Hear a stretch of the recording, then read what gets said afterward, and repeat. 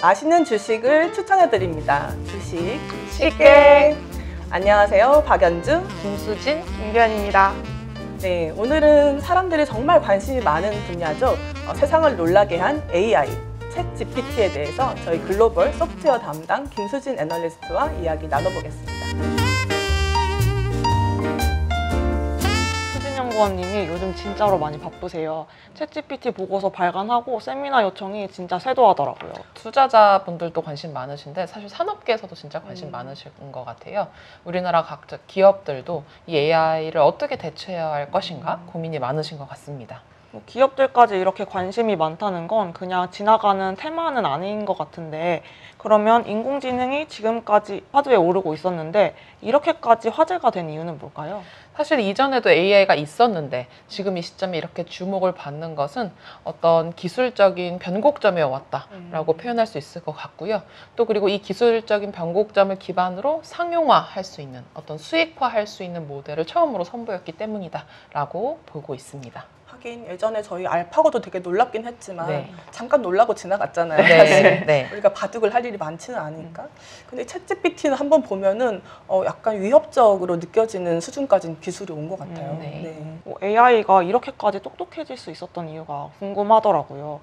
일단 챗GPT가 뭔지부터 설명을 부탁드리겠습니다. 우선 챗 GPT라는 거는 이제 GPT-3란 AI 모델을 기반으로 만든 자연어 처리 챗봇이에요. 이 GPT는 제네러티브 프리트레인드 트랜스포머의 약자다라고 볼 수 있습니다. 벌써 어려워요. 그럼 하나씩 설명을 부탁드리려고 하는데, 일단 제네러티브라는 건 만든다는 뜻이죠? 제네러티브 AI라는 것은 AI가 스스로 글을 쓰거나 뭐 이미지를 만들거나 무언가를 스스로 창출할 수 있는 그런 AI를 뜻합니다. 하긴 저희 예전에 챗봇 같은 게 사실 이제 그런 건데, 예전에 챗봇은 물어보면 맨날 같은 말 반복하고 정말 속이 답답했었는데, 이번에 챗 GPT는 무슨 사람처럼 말을 너무 유려하게 하더라고요. 정말 신기하더라고요. 네, 그래서 이렇게 사람처럼 말할 수 있는 능력을 갖게 된 데는 두 가지 기술이 이제 등장했기 때문인데요. 그 첫 번째 기술은 트랜스포머라는 AI 모델 덕분이에요. 로봇인가요? 네, 트랜스포머 하면 저희 영화를 많이 생각을 하시죠. 그래서 이제 트랜스포머라는 거는 제가 설명을 드리면 2017년에 구글이 개발한 알고리즘이에요. 근데 이제 이 알고리즘을 기반으로 오픈 AI가 GPT를 만들었는데요. 이 트랜스포머의 특징은 트랜스포머 이전에는 AI가 학습을 할 때 순차적 처리 방식으로 학습을 했습니다. 그래서 이제 문장이 있으면 문장의 한 단어가 자기 앞에 있는 단어, 뒤에 있는 단어와의 관계에 집중을 했고, 좀 그 단어가 멀리 떨어져 있는 단어와의 관계를 이해하는 데는 좀 한계가 많았어요. 근데 이 트랜스포머의 특징은 병렬 연산이 가능하다는 점이에요. 그러다 보니까 긴 문단에 굉장히 많은 단어가 있으면 이 하나의 단어가 각각 다른 단어들과 어떤 상관관계를 갖는지를 학습을 할 수 있게 되는 거예요. 그래서 자료를 보시면 이렇게 트랜스포머 병렬 연산 덕분에 문장에 it이라는 그 대명사가 있으면, 옛날에 그냥 트랜스포머 이전에는 그 it이 무엇을 지칭하는지 AI가 발견하기 어려웠다면, 이제는 병렬 연산으로 전체 문단을 이해할 수 있기 때문에 it이 무엇인지 정확히 집어낼 수 있게 된 거죠. 그게 이제 맥락을 이해하기 시작을 한 게 바로 이 트랜스포머 덕분이라고 볼 수 있겠네요. 네, 그리고 이제 이렇게 병렬 연산이 되면서 대용량 데이터를 처리할 수 있다는 처리할 수 있게 됐다는 점도 굉장히 특징적이다라고 말씀드릴 수 있어요. 그래서 사실 AI에서는 트랜스포머 이전과 이후로 시대가 바뀌었다고 얘기할 정도로 굉장히 획기적인 알고리즘이었다고 평가가 되는데요. 네. 뭔가 구글이 남 좋은 일 시킨 것 같기도 하고요. 그렇네요. 구글이 만든 건데 지금 그것 때문에 먼저 아무래도 이 오픈 AI가 하다 보니까 펑파레를 터뜨려 버렸죠. 네. P는 왜 약자인가요? P는 프리트레인드의 약자고요. 한글로는 사전학습이라고 합니다.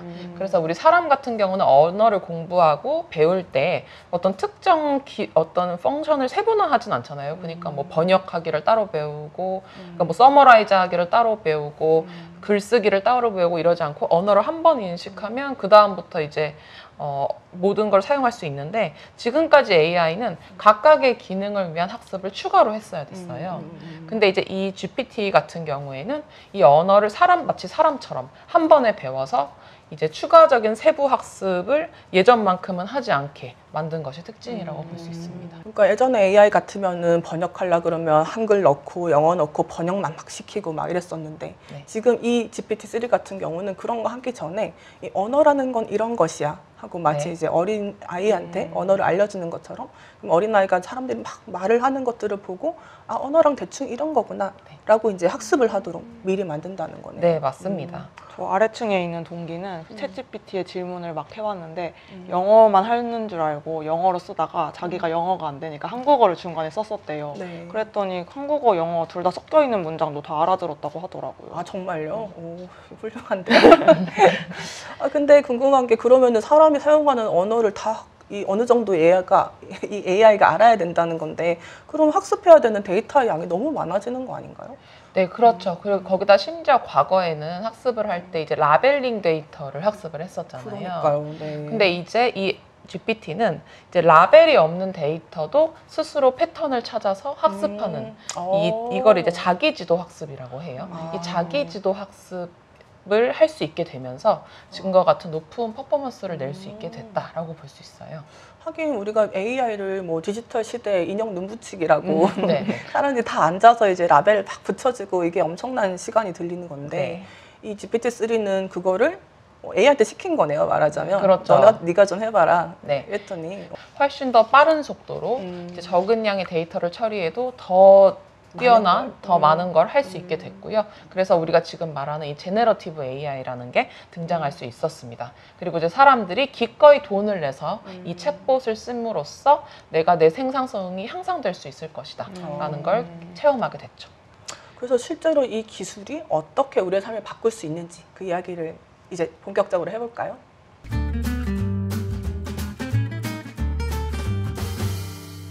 인공지능이 원래 똑똑하긴 했지만 이제는 진짜 저보다 더 똑똑해진 것 같아요. 근데 이게 제 삶에서 어떤 영향을 미칠지는 확실하지 않은 것 같아요.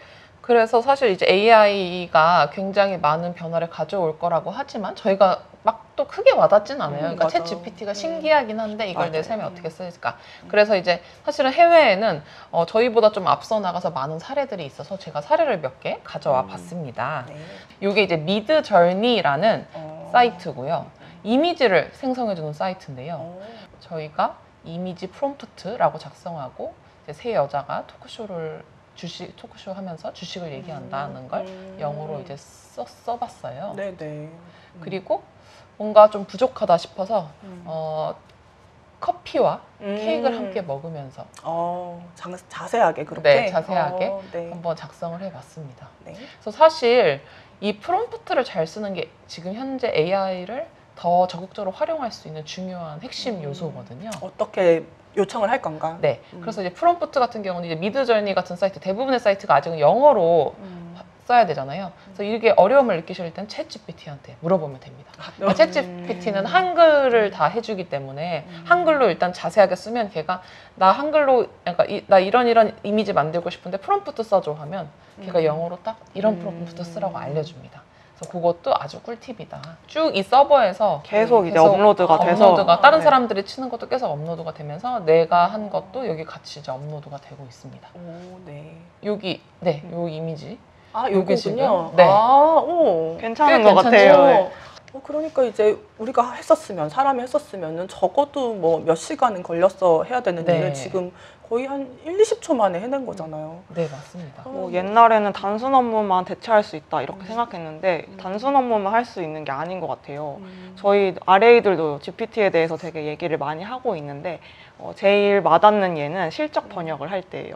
해외 기업 같은 경우는 이제 실적 발표가 나오면 그 번역본을 저희가 다 수작업으로 했어야 됐거든요. 그쵸. 구글 번역을 해도 이게 금융권에서만 쓰는 용어가 있다 보니까 구글이 잘 이해를 못 하더라고요.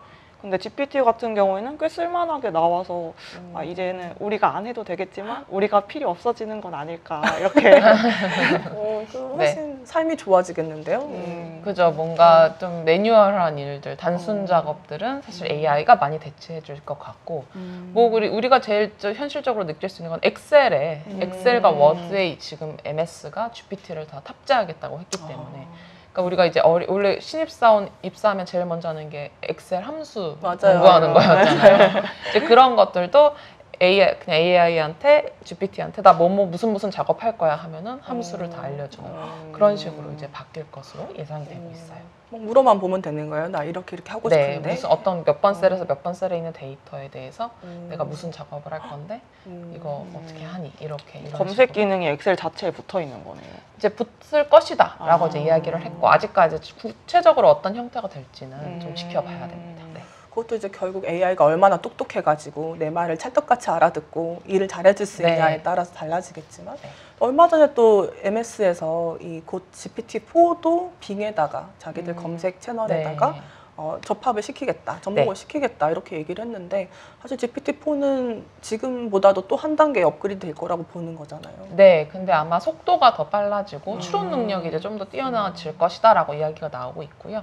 파라미터 자체는 크게 늘진 않을 거다라고 이야기를 해요. 왜냐면은 사실 이제 지금 GPT가 자연어 모델인데 언어 자체를 추가적으로 학습할 필요는 없다. 그러니까 언어 능력 자체는.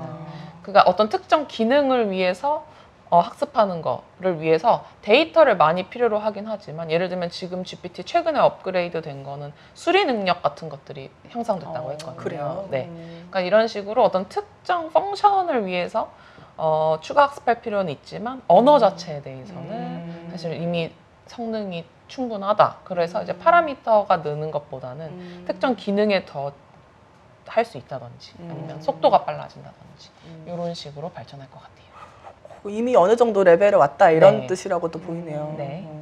그래서 이 지금 시장의 관심사가 이제 구글과의 전쟁이 시작되는 맞아요. 거 아닌가 네. 이제 이런 건데요. 과연 어느 정도까지 이제 AI의 그 검색 능력이 이제 좀 개선이 될 수 있을까? 이런 걸 좀 볼 수 있는 사례가 있을까요? 제가 비슷한 사례가 하나 있어서 한번 찾아봤습니다. 이게 유다컴이라는 사이트인데요. 유다컴에 이제 자체 그 챗 GPT 같은 챗봇이 탑재가 돼 있어서 이 친구한테 대화하듯이 물어보면 대화하듯이 답변을 해주더라고요. 뭐 혹시 뭐 구글링 해보고 싶었는데 이런 건 절대 답변이 안 나와 이런 거 있으실까요? 그렇죠. 제가 사실 제일 많이 듣는 질문 중에 하나가 이 앨런 머스크가 테슬라 주식에 도움이 되냐 아니냐 이런 질문 되게 많이 듣는데 저는 대답하기 되게 곤란하거든요. 한번 물어볼 네, 수 한번 있을까요? 유다컴에게 물어보겠습니다. 네. 유다컴 챗봇 사이트가 바로 메인 페이지에 붙어 있더라고요. 그래서 바로 클릭으로 들어갈 수 있어요.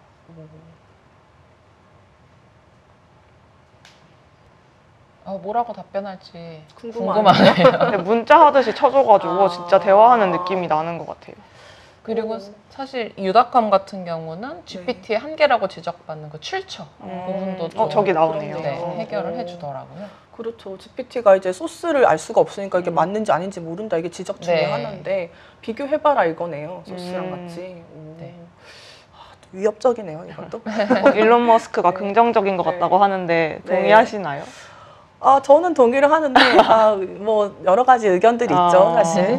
그렇습니다. 혹시 뭐 규현연구원도 이런 거 좀 많이 해보셨어요? 이 AI 기반 챗봇? 저 해보긴 해봤는데 되게 재밌잖아요. 챗봇도 써보고 뭐라고 답변하나 보고. 네. 그래서 이제 RA들끼리는 왜 우리는 남자친구가 없을까 그런 이런 것도 얘기를 해보고. 자주 물어봤는데 또 네. 그냥 뭐 너가 시간이 없어서 그래, 너가 눈이 높아서 그래 이런 얘기만 하더라고요. 맞아요.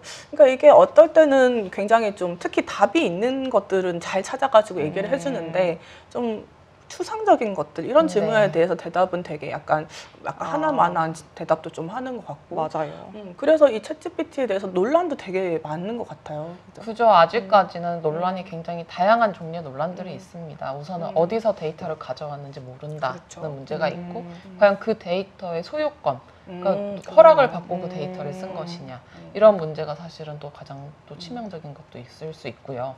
그리고 또 사람의 업무를 대체하기엔 아직까지 이제 부족한 능력들이 있다. 뭔가 어떤 메타포 간의 상관관계라든지 그런 어떤 건 진짜. 문맥 같은 거 물론 안다고 하지만 여전히 학습한 수준이기 때문에 인간 수준으로 어떤 문맥을 파악하는데 한계가 있다.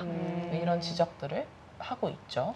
네. 이과적 연산은 해도 문과적 감성을 못 담는 그죠. 네. 그런 정확한 거군요. 표현인데요. 네. 그래서 구글에서도 아까 트랜스포머도 다 개발하고 다 했는데도 이거의 도입을 좀 조심스러워했다는 거죠. 그래서 네, 아무래도 구글은 어떤 기술적인 측면에서는 사실 MS보다 훨씬 앞서 있고 자신들도 그런 것들에 이제 프라이드를 갖고 있기 때문에 지금 이렇게 어떤 오류가 나는 AI를 출시하는데 더 조심스러울 수밖에 없을 것 같아요. 근데 이제 MS는 어떤 기술적인 측면에서 팔로우였다 보니까 뭔가 좀 더 도전적으로 출시를 했고요.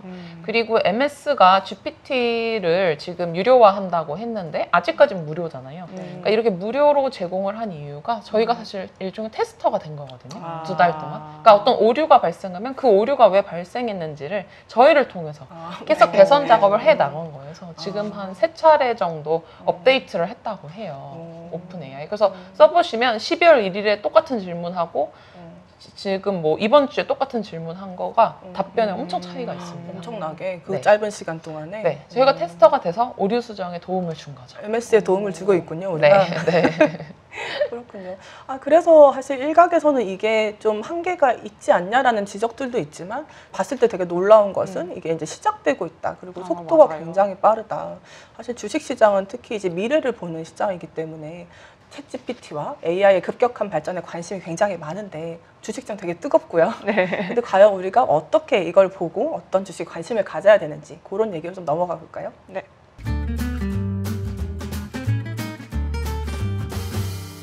이게 변화의 초입이라는 건 확실한 것 같아요. 주식 얘기를 하는 세 여자들이다 보니까 제일 중요한 건 어떤 종목들을 저희가 눈여겨봐야인 것 같은데 어떤 종목들을 눈여겨봐야 될까요? AI 수혜주하면 어떤 게 떠오르시나요? 저는 어떻게 하면 오픈 AI에 투자할 수 있나 궁금합니다. 그래서 이제 그렇게 사실 모든 사람들이 AI를 만든 연구소 단체라든지 아니면 AI 모델 그리고 뭐 우리 막 유망 직업으로 데이터 사이언티스트, 뭐 AI 알고리즘 짜는 사람들 이런 걸 이제 많이 생각을 하시는데 사실 AI라는 건 굉장히 두터운 가치 사슬을 가지고 있거든요. 네. 그래서 저는 여기서 우리가 단순히 알고리즘이 아니라 실제로 이 산업계에서 그리고 시장에서 돈을 벌 수 있는 기업은 다른 영역에서도 많이 나올 수 있다라고 말씀드리고 있어요. 가장 먼저 알고리즘을 구동시키기 위해서 꼭 필요한 건 바로 클라우드 컴퓨팅 인프라입니다. 그래서 우리가 알고리즘 구동할 때 어마어마한 투자금이 알고리즘을 학습시킬 때 어마어마한 투자금이 들어간다고 하는데 그 학습을 시키는 게 바로 GPU. 우리 엔비디아로 잘 알려진 그렇죠. GPU예요. 그래서 어마어마한 GPU가 들어가서 이제 한 번 학습에만 뭐 수백억 달러가 든다라고 이제 이야기가 나올 정도로 많은 양의 GPU가 필요합니다. 근데 이 GPU를 탑재하고 있는 곳이 어디냐? 바로 데이터 센터, 클라우드 컴퓨팅이에요. 그러니까 GPU라는 건 우리가 일반 기업에서 단독으로 사서 쓸 수 있는 그런 게 아니잖아요. 워낙 비싸고 그리고 다양한 어떤 전력 인프라와 네트워크도 필요하기 때문에 그래서 이 클라우드를 활용해서 GPU를 써야 하기 때문에 이 클라우드 데이터 센터 굉장히 중요하고요. 그 다음에 이제 또 중요한 거 바로 데이터예요. 그러니까 저희가 실제로 인공지능 비즈니스를 할 때 알고리즘과 관련된 부분은 20% 미만이고요. 80% 이상이 바로 이 데이터와 관련된 업무들이에요. 아까 그 데이터. 인형 눈 붙이기 작업 말씀하시는 건가요? 그게 근데 그냥 가지고 오면 안 되는 거예요? 그게 어려운 거예요? 사실 데이터를 생각해 보시면 저희 미래에셋 같은 곳에서 요즘 주식 추천 서비스 같은 거 있는데 맞아. 네. 그러려면 고객의 정보를 다 알아야 되잖아요. 고객의 어떤 특징. 이 고객은 뭐 위험 추구형이다. 이 고객은 안전 추구형이다. 그럼 그 데이터들을 이제 모아야 되는데 그 데이터들을 모으는 작업부터가 굉장히 일이고요. 그러니까 그리고 그 데이터들을 AI한테 학습시키기 위해 전처리하는 작업이 또 필요하고 그러니까 일부 데이터는 필요하면 라벨링하는 작업 이런 것들이 필요하기 때문에 이 데이터를 관리하고 뭐 라벨링 한다든지 이런 식으로 이제 눈 붙이기 같은 작업들을 하는 것도 반드시 필요하다라고 볼 수 있어요. 눈을 이제 얼마나 빨리 붙이나, 얼마나 잘 네. 붙이나 네. 뭐 이런 것들이네요. 네, 그래서 이제 여기에 관련된 기업으로는 미국의 이제 오라클 같은 기업이 이제 데이터베이스 관리 시스템이라는 솔루션이 있거든요. 이 DBMS 쪽으로 이제 1인자가 오라클이라 이제 오라클 같은 기업들 최근에 주가가 굉장히 좋았고요. 또 다른 기업으로는 이제 뭐 스노우플레이크 같은 기업이 있습니다. 많이 추천하시는 종목이잖아요. 네, 그래서 스노우플레이크는 원래 이제 한창 나스닥 올랐을 때는 너무 비싸서 손이 나가기 어려웠는데 최근에는 좀 워낙 시장이 많이 조정을 받았다 보니까 다시 한번 좀 기회가 오지 않을까 하고 좀 관심 종목으로 담아두는 종목이죠. 스노우플레이크는 저 데이터 관련해서 어떤 역할을 해주는 회사인가요? 이제 스노우플레이크는 우리가 이제 데이터 웨어하우스라는 비즈니스를 해요. 그 데이터 웨어하우스도 이제 DBMS의 하나인데요. 엄청나게 많은 데이터를 예쁘게 정리해주는 역할. 좀 필요한 데이터는 네. 어떤 것들이고 이렇게 정리를 해주는 거군요. 네, 그런 역할을 한다고 보시면 돼요. 사실 스노우플레이크 같은 경우는 워낙 비즈니스 모델을 이해하는데 많이 어려움들을 겪으시는데 네, 네. 맞아요. 네, 간단하게는 이제 그렇게 말씀드릴 수 있어요. 스노우플레이크는 로고도 이쁘더라고요. 네. 눈송인가요? 네, 혹시? 그래서 행사를 갔다 와서 굿즈를 받았는데 되게 마스크에 로고가 붙어 있어서 잘 착용하고 다녔습니다. 그러니까 되게 아이디어가 좋은 것 같아요. 거기는 맞아요. 이제 클라우드 시장이 열리고 네. 거기서 이제 데이터가 중요한 역할을 할 거고, 근데 이제 여러 클라우드 회사들이 있으니까 그 중에서도 자기들이 줄 수 있는 솔루션들을 고객들한테 제공해주는 그런 회사죠. 네. 한때 주가가 엄청나게 올랐던. 네, 네. 다시 또 AI 때문에 스노우플레이크의 중요성이 더 커질 수 있다 이렇게 보시는 거네요. 그렇죠. AI 때문에 이제 스노우플레이크를 비롯한 데이터 관련, 데이터 관리해주는 업체들 중요해지고 이 업체들이 이제 또 결국은 클라우드 업체이기 때문에 관련 수혜를 입을 거다라고 보고 있습니다. 그래서 클라우드도 이제 데이터 센터에서 그런 AI를 학습을 시켜줘야 된다 이런 건데요. 그거를 뭐 개별 기업들이 하기에는 한계가 있다 이렇게 보는 거네요. 그렇죠. 그래서 사실 저는 이제 궁극적으로 우리가 AI 산업을 통해서 수혜를 봐서 이런 템베거, 우리가 기대하는 템베거가 나올 수 있는 건 결국은 애플리케이션 단일 거다. 어떤 서비스를 해줄 수 있느냐. 네. 실제로 전체 밸류체인에서 가장 많은 비중을 차지하는 것도 애플리케이션이고 이 인터넷 시대에는 페이스북이라는 SNS가 있었는데 모바일 시대에서는 틱톡이 지배를 했잖아요. 그러니까 이 AI 시대에는 그런 종류의 다른 어떤 B2C SNS가 나올 수 있는 가능성이 도래를 한 거죠. 네. 그래서 이제 이 애플리케이션은 사실 크게 두 가지로 분류를 할 수 있는데 하나는 B2B, 그러니까 엔터프라이즈 단에서 우리 네. 이제 기업에서 쓰는 것들이요. 뭐 ERP라든지 CRM, 뭐 분석 툴, 사이버 보안 이런 것들이 있을 거고 그다음에 우리가 이제 일반적으로 일상에서 사용하는 B2C 제품들. 그래서 이 B2C 제품들 같은 경우는 이런 SNS도 있겠지만 각 산업별로 뭐 헬스케어 같은 데서도 많이 요즘 이야기 나오고 있죠. 그리고 이제 데이터가 많은 금융, 보험 이런 쪽도 있고 그러니까 자동차에서도 그리고 AI 가장 대표적으로 쓰는 데잖아요. 자율주행. 네, 자율주행하죠. 자율주행에서. 네. 그러니까 이런 식으로 애플리케이션 단에서 사람들에게 직접적으로 어떤 서비스를 하는 이런 곳에서 사실 기회가 많을 것이다라고 저는 보고 있습니다. 안 그래도 제가 1월에 그 테슬라 탐방차 이제 실리콘밸리에 가서 거기 이제 구글 계시는 분도 만나고 막 그랬는데 구글에서 이 언어 모델, 챗GPT 같은 언어 모델 하시던 분들이 다 나가서 챗GPT나 이런 언어 모델 기반의 서비스, 어플리케이션을 창업하는 데 다 가셨다고 그러더라고요. 그래서 요즘에 이제 시장이 안 좋다 보니까 벤처 캐피탈들 자금이 다 얼어붙었는데 유일하게 지금 돈이 가는 곳이 그 언어 모델을 가지고 스타트업을 하는데 막 가고 있고 그야말로 돈 있고 똑똑한 사람들이 여기에 그죠. 몰려서 이걸 가지고 뭘 할 수 있느냐 이걸 막 찾고 있다는 거죠. 네, 그래서 사실 모델 알고리즘이나 인프라는 정말 소수의 자본력이 있는 기업들만 할 수 있는 거잖아요. 네. 그러니까 이제 괜히 여기에 너무 집중을 하느니 사실 이것들을 기반으로 이미 왜냐면은 항상 최신 버전으로 가장 좋은 기술력으로 업데이트를 시켜놓으니까 그렇죠. 업그레이드를 시켜놓으니까 이런 것들을 기반으로 실질적인 서비스를 만드는 것이 오히려 더 빠르게 기회를 잡는데 네, 도움이 될 것이다라고 보고 있어요. 보고서 맨 마무리가 아이디어 싸움이다 이거였거든요. 아이디어 싸움이군요, 네. 진짜로. 네. 안 그래도 저도 그 연구원들이 뭘로 이제 창업을 하느냐, 기술이냐. 왜냐면 기술은 어차피 모델들이 제공을 네. 하는 거니까. 그러니까 그분도 하는 얘기가 아이디어 싸움이다. 어떤 걸 하면은 소비자들이 좋아하면서 네. 시장을 선점할 수 있느냐. 이거다라고 얘기를 하시더라고요. 그런 게 뭐가 있을까요? GPT한테 물어보면 아, 진짜. 최근에 뭐 창업 사례 같은 거 되게 많기는 하더라고요. 그렇죠. 인상적인 거 혹시 있으셨어요? 이거 좀 관심 있게 볼 만하다. 우리 한번 투자해 볼까? 이런 느낌을 가진 뭐 그런 사례들이 있으셨어요? 아까 유다컴도 괜찮지 않았나요? 유다컴도 괜찮았던 것 그렇죠, 같아요. 그렇죠. 네, 그런 이제 검색 서비스를 해주는 네. 것들도 있을 수 있고. 뭐 뮤버트라고 해서 저희가 이제 음악을 만드는 것도 있는데 그것도 이제 웹 애플리케이션이라고 볼 수 있을까요? 그렇죠. 음악을 만들어 주니까요. 네. 뮤버트라고 그 뭐 저 아까 그 미드저니 하듯이 프롬프트에 명령어를 입력하면 비슷한 음악을 작곡을 해주더라고요. 오, 그럼 작곡가도 이제 점점 어허. 저희 회사도 지금 굉장히 챗GPT 관심 많지 않나요?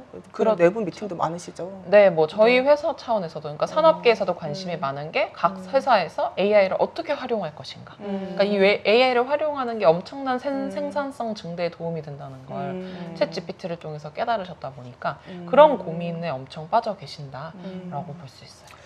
하긴 과거 이제 인터넷 시대를 따라가지 못했거나 네. 모바일 시대를 따라가지 못했거나 했을 때 회사들의 명암이 얼마나 갈렸는지를 보면은 지금 이게 제2의 아이폰 모먼트가 될 수도 있다고 생각을 하는 거잖아요. 저건 그죠? 약간 걱정도 되는 게 과거 얘기를 하니까 닷컴 버블이 좀 생각이 나는 것 같아요. 네네.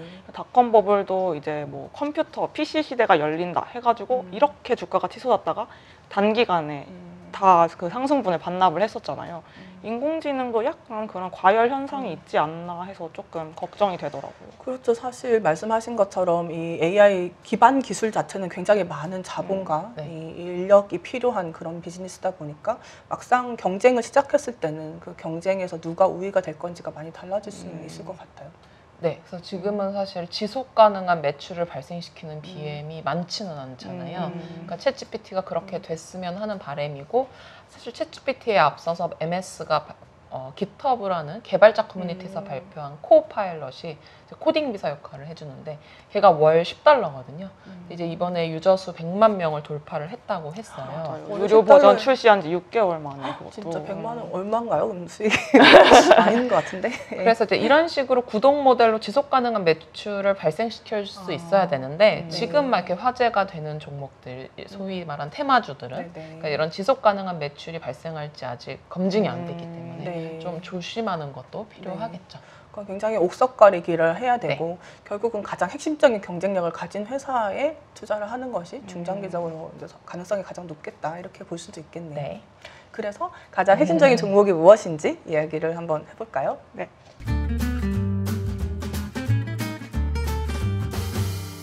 저는 옥석 중에서 연구원님이 골라주시는 옥석이 제일 믿을만 할 것 같아요. 신뢰성. 네. 어떤 거가 있을까요? 네, 우선 현 시점에서 제가 이제 마이크로소프트 가장 추천을 드리고 이제 차선호주로 오라클도 말씀을 드리고 싶어요. 네네. 그래서 이제 MS 같은 경우는 추천을 드리는 이유가 사실 작년에 우리가 주가가 워낙 안 좋았잖아요. 전반적으로 특히 나스닥주.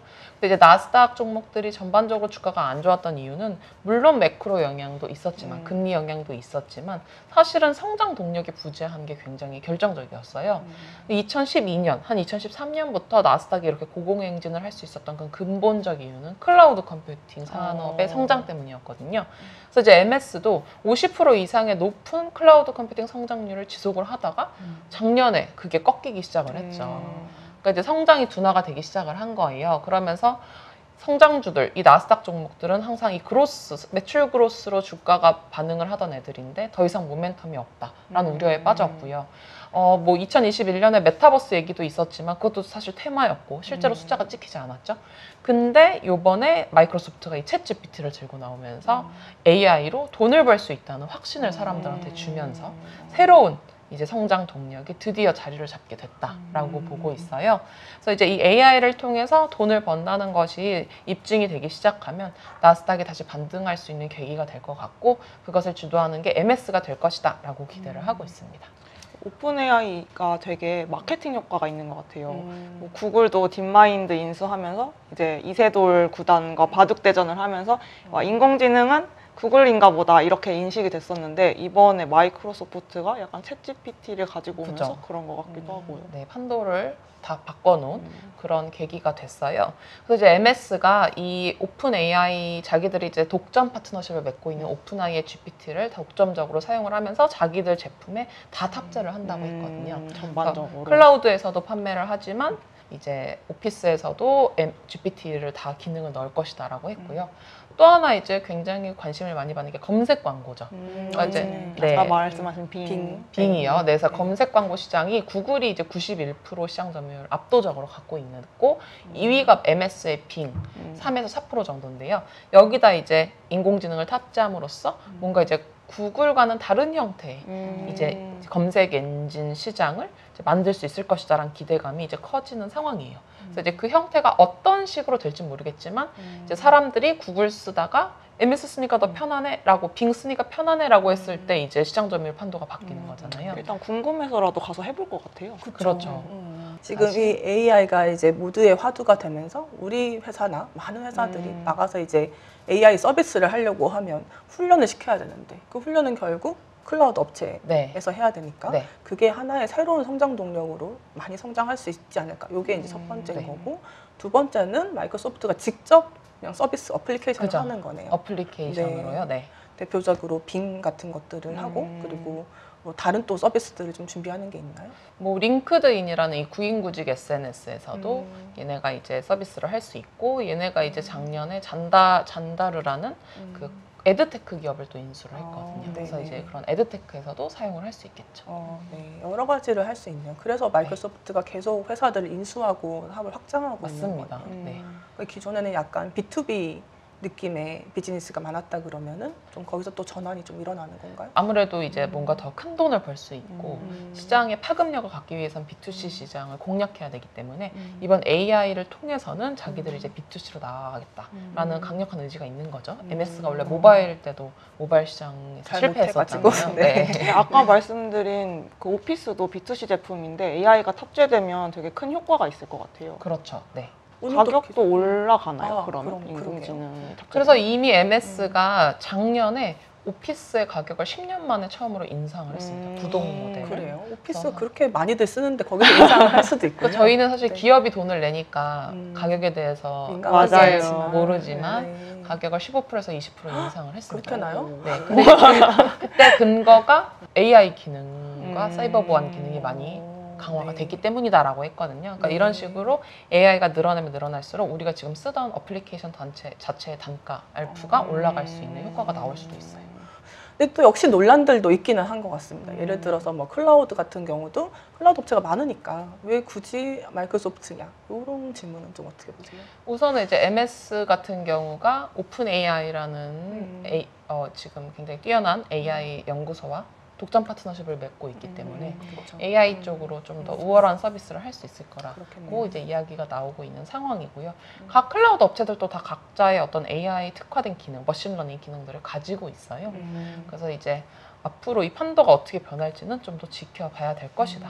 근데 이제 사람들이 더 좋아할 만한 서비스를 내는 게 중요하겠죠. 그렇죠. 그래서 아까 구글과의 경쟁에 있어서도 사실 구글도 트랜스포머도 심지어 구글이 개발했고 맞아요. 초거대 언어 모델도 구글이 계속 개발을 해서 많은 걸 가지고 있는데 거기서 지금 약간 이제 뒤처져 있단 말이죠. 근데 네. 지금 코드 레드를 발령을 했으니까 이제 앞으로 나오기는 시작할 것 같은데 네, 그 구글과의 경쟁 요즘에 또 관심들이 되게 많은데 네 맞아요. 네, 담당자로서 혹시 어떻게 보세요? 구글이 이제 위기인 것 같긴 해요. 구글이 원래 어떤 기술은 항상 우위에 있고 지금도 언어 모델도 더 발전됐음에도 불구하고 제품화, 상품화하는 걸 정말 못하거든요. 구글이 아무래도 개발자 중심의 회사다 보니까 사실 소프트웨어가 어느 정도 기술력 이상이 됐을 때는 기술보다도 CS, 그러니까 서비스 마인드라든지 인터페이스 이런 것들이 중요한데 구글이 그거에 정말 불친절하다고 해요. 그리고 소비자 마음에서 제품을 개발하는 거에 굉장히 좀 다른 기업들보다 떨어지기 때문에 이제 그런 점들을 과연 구글이 극복할 수 있을 것인가. 그러니까 사실 클라우드 시장에서는 실패했었거든요. 클라우드는 아마존과 마이크로소프트한테 밀려버렸잖아요. 그래서 지금 알리바바에 이어 4위, 시장 점유율 4위에 불과하기 때문에 이제 클라우드에서의 이 실패를 만회를 할 수 있을 것인가. 그래서 이런 부분들을 그 구글 내부적으로 많이 고민이 될 것 같습니다. 이 명성에 대한 그런 이제 리스크도 좀 있었을 테고. 구글이 이제 조금만 오류가 나도 발표하기 싫어하는 게 지금 구글의 입장이거든요. 그 챗봇도 지금 준비 중이라고 하는데 이름이 어프렌티스래요. 견습생 이렇게 하는 거 보니까 되게 챗봇한테 견습생이라고 한 거 보니까 되게 일단 보수적인 무시하고 마인드가 네, 아, 있는 네네. 것 같아요. 아무튼 이제 조만간 이제 빙도 이제 챗GPT를 써서 나오기 시작을 하고 여러 가지 서비스들이 나오기 시작을 할 테니까 그때 이제 구글과의 진영이 어떻게 될 건지가 굉장히 초미의 관심사겠네요. 그 오라클이 차선호주인 이유는 그냥 아까 말씀하신 뭐 데이터 뭐 그쪽이라고 보면 될까요? 오라클이 아무래도 그 DBMS 쪽으로 이제 1인자인데 원래 레거시에서 클라우드로 넘어오면서 아마존 등의 주도권을 뺏기면서 굉장히 실적도 부진하고 주가도 부진했는데요. 이제 오라클 같은 경우가 매출 그로스가 두 자릿수를 기록을 하기 시작을 했어요. 요즘 같은 시대에. 네, 그래서 사실 작년에 수익을 유일하게 낸 종목도 오라클이었거든요. 그래서 뭐 요번 주에 뭐 워낙 그 성장주가 주가가 좋기는 했지만 펀더멘탈로 보면은 오라클이 굉장히 안정적이다. 그래서 이제 마이크로소프트 같은 경우는 이 성장 둔화를 AI를 통해 반등시킬 것이고 오라클은 이 AI 시대에 데이터가 늘어나는 것에 따른 이제 데이터 관리가 중요해지는 것에 따른 수혜를 볼 거고 이제 레거시에서 클라우드로 전환됨에 있어서 이제 본격적으로 비즈니스를 강화할 거다라고 말씀드릴 수 있어요. 그야말로 이제 시장이 본격적으로 열리고 거기서 준비가 돼 있는 사람들이 이제 돈을 벌기 시작을 하는 거네요. 네. 근데 마이크로소프트는 저희가 좀 친숙한 회사긴 한데 오라클은 막 그렇게 저희가 친숙하지는 않은 회사인 것 같아요. 네. 그래서 이 데이터를 관리하는 데 있어서 이제 오라클이 가지고 있는 경쟁력 그런 게 어떤 건가요? 우선은 그 데이터 관리 시스템 DBMS라는 거에 시장 점유율 1위가 오라클이에요. 우리가 SQL이라는 언어가 DBMS에서 쓰는 언어거든요. 그거 뭐 코딩할 때 되게 많이들 배우시는데, 근데 이제 레거시 시장에서는 우리 회사에 다 데이터 DBMS를 설치해야 됐기 때문에 그냥 오라클이 독점이었다면 이제 클라우드로 넘어오면서 그 데이터 자체를 클라우드 데이터 센터로 이전하고 이런 작업들이 굉장히 번거롭고 버거운 작업들이었어요. 그래서 이제 오라클이 주가가 실적이 안 좋다가 지금 오라클이 다 클라우드로 전환을 마친 상황이거든요. 그러면서 오라클은 기존 고객사가 많았잖아요. 기존의 1인자였다 보니까. 그런 고객사들의 레거시 시스템을 다 이제 전환하는 그런 작업들을 진행을 많이 하고 있는 거죠. 그래서 이제 지금까지는 많이 시장 점유율을 뺏겼지만 이제는 얘네도 클라우드를 하고 있는 상황에서 그런 데이터베이스 관리 시스템을 클라우드로 관리해 주는 거에 굉장히 경쟁력이 있을 수 있다라고 말씀드릴 수 있어요. 네, 이렇게 저희가 오늘 챗 GPT와 그것이 일으킬 굉장히 많은 변화들에 대해서 알아봤는데요. 저는 개인적으로 특히 이게 글로벌 기업들한테 어떤 영향을 끼치고 실제로 어떻게 수익 모델로 이어질 수 있는지 이런 걸 알아본 점에서 상당히 좀 흥미로운 시간이었던 것 같습니다. 혹시 저희가 오늘 한 내용 중에서 궁금하신 부분이 있으시면 댓글창에 남겨주시면 저희 김수진 연구원이 바로 또 답변을 드릴 테니까요. 많은 질문 부탁드리고요. 다음 시간에 조금 더 맛있는 종목으로 찾아뵙겠습니다. 시청해 주셔서 감사합니다.